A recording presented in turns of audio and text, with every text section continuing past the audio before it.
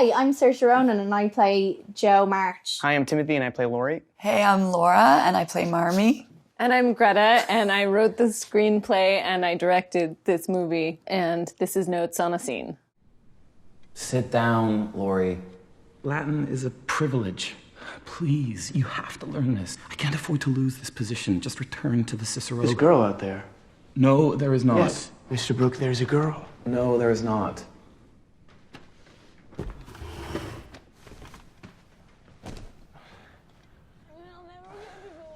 Oh, there is a girl. That's a girl.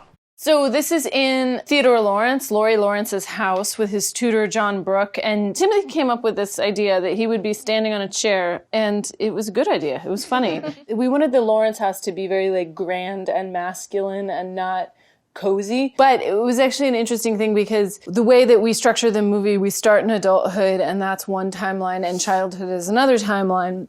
I wanted childhood to have this golden glow, so we shot with a very specific filter, and it kind of worked against the coldness of the Lawrence house because it still had the golden glow of childhood. But so what we wanted to do was give it scale and density that would kind of impart that same coldness without actually having cold color, because we wanted to save that for the adult section.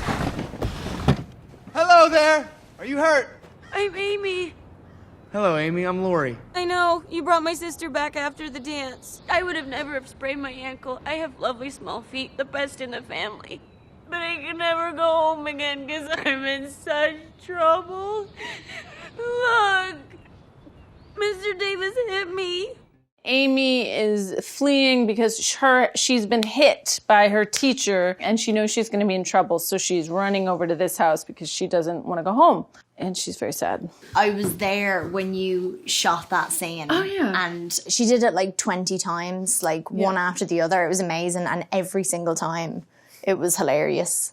And she just like made it bigger and bigger every single time. Yeah, I like in actors in general, and Florence in particular, I like actors who can go almost too big. Yeah. I find it really fun because I find then I want the thing either right before or right after the one that's pushed too far, but you kind of have to fling that way to get the thing that's interesting. Tell the servants I want this painting purchased for me immediately. You in here? My hand, look. Joe. What richness. It hurts so much. Oh, Theodore Lawrence, you ought to be the happiest boy in the world. Oh, a fellow can't live on books alone. I could. What did you do? Nothing. I did nothing. I did a drawing and then Mr. Davis hit me. This is one of those scenes where I have almost everyone in the room at once, and here they all start to enter. And sounds like really boring to say because, like, obviously, I'm very proud of how this scene was blocked. Mm-hmm. It's actually really hard to block scenes with this many people and figure out all of the ways that they're moving. And I could only do it because they memorized their lines so precisely that it was one of those scenes that was like a hot potato handoff. Mm-hmm. We rehearsed all of these like overlapping scenes a lot in rehearsals, but then also with this one in particular, I remember it was a new location for all of us. Mm-hmm. We were used to being in the March house, which was smaller, and we kind of knew our way around it. So this was our first time shooting on this location, all of us together. And I think that familiarity with the setting, or unfamiliarity with the setting, is important because we knew that March house so well by the second week of shooting or before. And that one, it felt as austere, maybe that's not the right word, but as, you know, everything Greta was communicating before felt properly anonymous. Christopher Columbus, look at that. It's my grandfather. Are you scared of him? No, I'm not scared of anyone. He looks stern, but my grandfather was much more handsome. Joe, we do not compare grandfathers. Laura enters just there and has her line just there, and it was this timing of getting everyone to kind of be exactly where we needed them to be. And I remember this was my partner, Noah Baumbach always said this was his favorite line. Joe, we do not compare grandfathers. I don't know. It was like for him, it like killed him. And then he saw it in the cut and he was like, it's hilarious. You think he's more handsome, eh? Oh, no, actually, you are very handsome. I knew your mother's father. You've got his spirit. Oh, well, thank you, sir. I'm saying this as an outsider who was not part of Lady Bird, how no wonder she brought these two actors together, because watching the two of you on screen together, or watching you both act, it's like you just hurl every cell out. I mean, it's just so beautiful. I know. It's so gorgeous I know. to watch. Look, I like people who leave it all on the floor. Yeah, so beautiful. You are not to attend that school anymore. Good, that man has always been an idiot. Joe will teach you. Me? I already teach Beth. You're a good teacher. Yes, women being taught at home is much more proper, I believe. Only because the schools for women are so poor. Indeed. Quite right. I wish all the girls would leave his horrible school and that he would die. Amy, you did wrong, and there will be consequences. I didn't. I didn't even do anything. I just did a drawing. Oh, thank you so much for taking care of our Amy. Yes, of course. Don't wish death on girls have a way of getting into mischief. Well, so do I. Well, then you'll run over and we'll take care of you. Please, and come over whenever you'd like. Invite your sister Beth as well. We blocked it and rehearsed it sort of like a dance for, I would say, like an hour on and off. Yeah. And then we went away, they set up the whole thing, and then we came in and shot for the whole day. Well, what's particularly amazing as we're watching here is as she's defining the movement, this dance for this part of the film, every single moment, every move comes with a new dynamic of a different relationship. Yeah, that's right. Yeah. So, like, for example, here, Timmy and I are establishing this maternal nature that's being presented to him that he doesn't have in his life.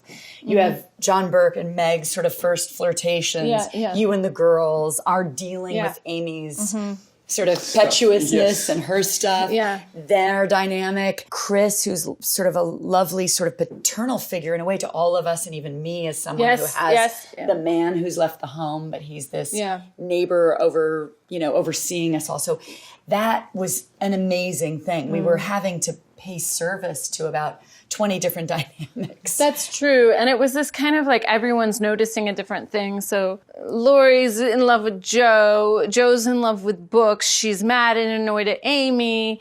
Meg is sympathizing with Amy, but Meg's also noticing John. John is really noticing Meg. Like all of these dynamics that keep shifting and kind of being inside of the emotionality of each character as they're moving around each other. It's a trick of not just where are you putting the camera, it's where are you putting your emotion with everyone? Because what you want to feel at the end of it is that you were in the room and you felt everything that everyone was feeling. And I love your filmmaking in this scene because it's like you never let the camera totally be at rest with it. Life is messy. You feel all these things, but it's not suddenly the director's choice to go, hey guys, notice this moment. It will be important later. It's just so fluid, which is gorgeous. I like things that kind of pass you by. Yes, Beth would adore the piano. Is she the quiet one? Yes, that's our Beth. Tell the little girl to use our piano. And Joe, borrow whatever book you'd like. Can I come look at the paintings? Yes. There's also a lovely greenhouse.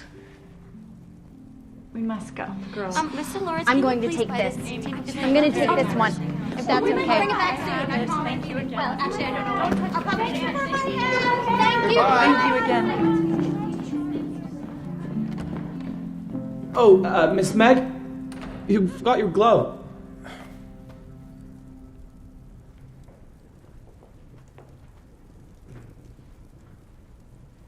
Well, back to work. So this dynamic of this whirlwind of people coming into the house and this excitement, and then they're leaving and they're talking the entire way out. What's happening in the end is just these men standing around. That's like my experience of my father and brother. It's just my mom and my sister and I leave and they're like, whoop. And I love that about them. And right after that, Timothy, you do something that I couldn't put on screen. Really? Yeah. The minute I cut off, like literally to the frame, right after that, you go, what? It was a choice. No, so I was like, Nick, do we have one more frame? And he was like, nope. We said one more frame, editor. Yeah. And I was like, is there one more frame? Sorry. And no, it's You could have froze me. It's great. I could have froze you.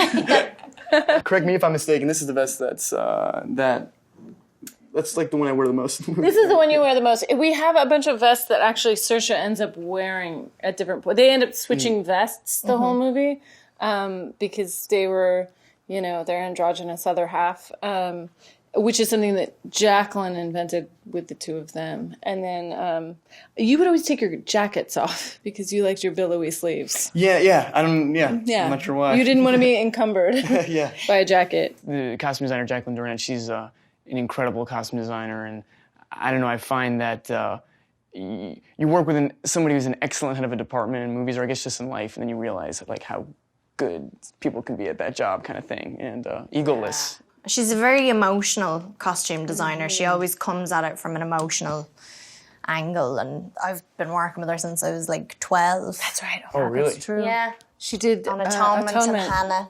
Yeah. I know this. And for me, it was very helpful to know that like the other girls had to wear a corset and I didn't. And Jo like chooses not to wear a hoop or sometimes even an underskirt. And so with the result, she just had this like freedom of movement and fluidity, and I could, walk like a boy, and I could slouch, and I could, do the Laura Dern hand move.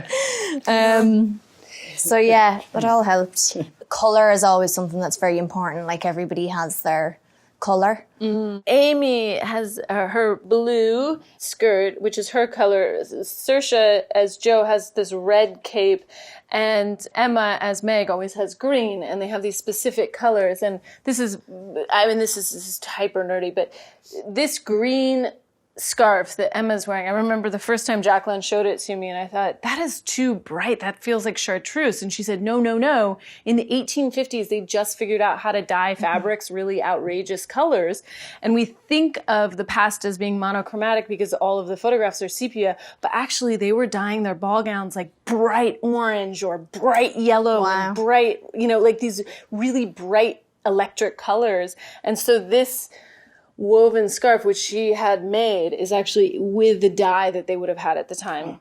And then the other beautiful thing that I'm going to point out is Laura's colors, which is a little dimmer here, but all of Laura's costumes weave the colors of the four girls in her costumes, because she is all of them in one, and different parts of her spirit went into each girl. And the same was true of her hair, that she had little pieces of each of them in her hair. And it was just those kinds of details of character that, to me, it's like what helps me believe in this world that we're making. And also, I make movies that I hope some nerdy lady will watch it 20 times and pick up on all this stuff, and I want them to have lots of goodies. Anyway, I tried to keep things together as much as possible, but there was no way with the schedule, we were doing 4 seasons, 10 years, 8 plot lines, and there was no way to keep all of those in order. We did shoot the end at the end. On schedule. On schedule. Mm-hmm. No reshoots.